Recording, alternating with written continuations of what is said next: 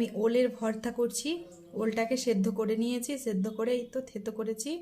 দিয়ে দিয়েছি কাঁচা রসুন, কাঁচা লঙ্কা, মানে গ্রেট করে একটু থেতো করে দিয়ে দিয়েছি। এবার আমি দিয়ে দেবো কাঁচা সর্ষের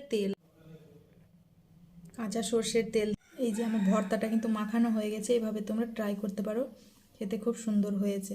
আমাকে কমেন্টে জানাবে অবশ্যই কেমন হয়েছে। চ্যানেলটিকে এরকম ভিডিও পেতে চ্যানেলটিকে অবশ্যই লাইক সাবস্ক্রাইব করে দিবে। আমি ওলের ভর্তা করছি। ওলটাকে সেদ্ধ করে নিয়েছি, সেদ্ধ করে এই তো থেতো করেছি।